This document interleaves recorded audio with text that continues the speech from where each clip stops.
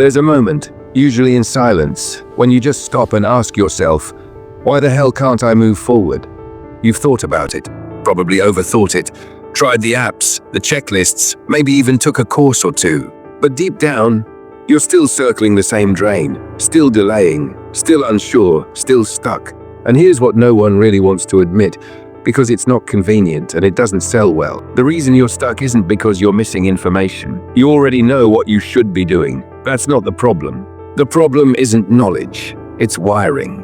See, we love advice, tips, tricks, people eat that up, but knowledge isn't transformation. If it were, every podcast listener and book collector would be unstoppable by now. You're not short on info. You're running on a belief system that quietly cancels out every effort you make. And the worst part? You don't even see it happening. It's like a thermostat. You can crank the heat up, watch motivational videos, make new plans, build systems. But if your internal temperature says, this isn't you, guess what? You'll sabotage the heat every single time. You're operating from an old identity. Here's the hard truth. You don't rise to your goals. You fall to your patterns.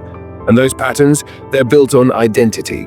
Not who you say you are, who you believe you are. And most of that belief, it's been quietly shaped by years of repetition, failure, comparison, and survival mode thinking. You think you're trying to change your life, but what you're really doing is trying to bolt new habits onto an identity that was never wired for them. You can't construct a new future with a blueprint that still believes in the past.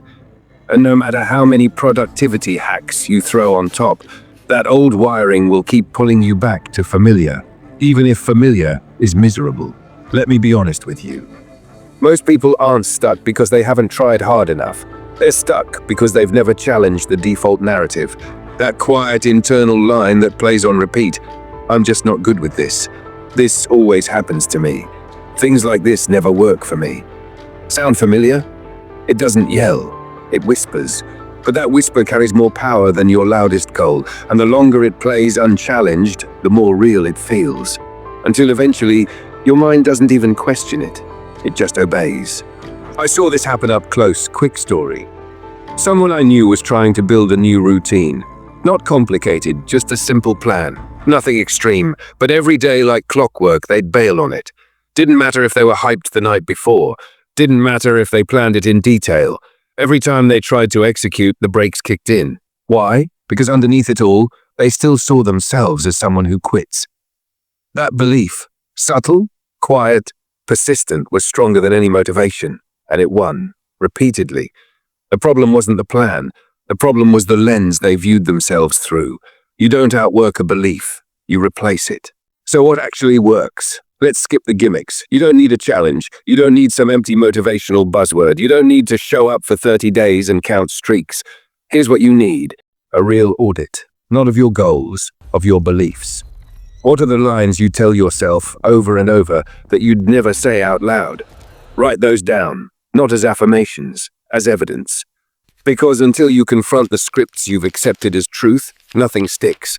You can set all the goals you want, but if your belief system quietly says, this isn't me, you will burn out. You'll hit resistance, and you'll think it's your fault. It's not, but it is your responsibility now. You don't need to be a new person. You need a new pattern. Let's be real for a second. The version of you that's stuck, that version has a routine, not just a daily routine, an emotional one, a thought routine, a way of interpreting events.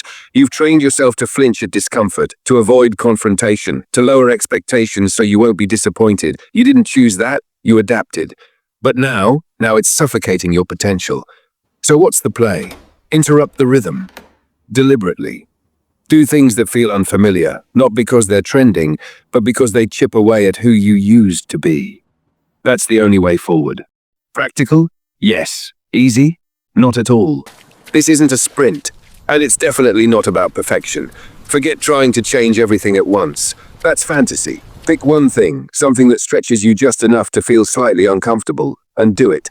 Not tomorrow. Now. Not to prove anything to the world. And little by little, that compounds. Not into hype, but into something way more powerful: credibility. The kind you build quietly with yourself. Let me leave you with this. You don't need another planner. You don't need another motivational quote. And no, waking up earlier isn't going to change who you are. What you need is a pattern that makes the old story uncomfortable. Because the truth is, you already know enough. The question is, are you finally willing to challenge what you've been enough? You don't have to feel ready. You just have to move. The path won't be clean. You'll hesitate. You'll screw up. You'll doubt yourself. But every time you move forward anyway, without hype, without needing applause, you're rewriting the future. That's what this channel is about. So if something in you is done playing the same game with the same results, subscribe, watch the next video. Let's get to work.